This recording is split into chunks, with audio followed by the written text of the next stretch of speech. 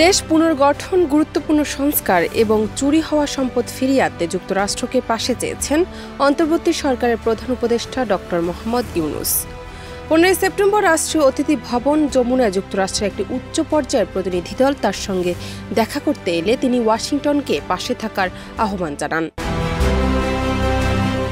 Doctor Yunus অন্তর্বর্তী সরকারের সামনে চ্যালেঞ্জের বর্ণনা দিয়ে বলেন, অন্তর্বর্তী সরকার অর্থনীতিকে সংস্কার ও পুনরায় গড়ে তুলতে দ্রুত অগ্রসর হচ্ছে। আর্থিক খাত সংস্কার শুরু হয়েছে, বিচার বিভাগ ও পুলিশের মতো প্রতিষ্ঠানগুলোকে সংস্কার করেছে। ছাত্র নেতৃত্বাধীন বিপ্লবের কথা উল্লেখ করে ডক্টর ইউনূস বলেন, এই বিপ্লব একটি নতুন বাংলাদেশ গড়ার আশা সৃষ্টি করেছে। প্রধান উপদেষ্টা অন্তর্বর্তী সরকার গৃহীত সংস্কার উদ্যোগের একটি রূপরেখা তুলে ধরেন। তিনি বলেন, ভোট কারচুপি রোধ, বিচার বিভাগ, পুলিশ, বেসামরিক প্রশাসন, দেশের দুর্নীতি বিরোধী সংস্থা ও সংবিধান সংশোধনের জন্য তার সরকার 6টি কমিশন গঠন করেছে। তিনি বলেন, তার সরকার আগের স্বৈরাচারী শাসনের সঙ্গে জড়িত দুর্নীতিবাজ ব্যক্তিদের দ্বারা চুরি করা সম্পদ ফেরত পেতে প্রতিশ্রুতিবদ্ধ। সরকারের সামনে দুর্নীতি মোকাবেলার চ্যালেঞ্জগুলো তুলে ধরে প্রধান উপদেষ্টা বলেন, আমরা দুর্নীতির সাগরে ছিলাম।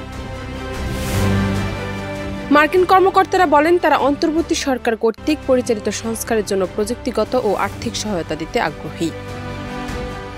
ঘণ্টাব্যাপী আলোচনায় আর্থিক ও অর্থনৈতিক সংস্কার, বিনিয়োগ, শ্রম সমস্যা, রোহিঙ্গা সংকট এবং জাতিসংঘ সাধারণ পরিষদের প্রধান উপদেষ্টার নিউ ইয়র্ক সফর নিয়েও আলোচনা হয়।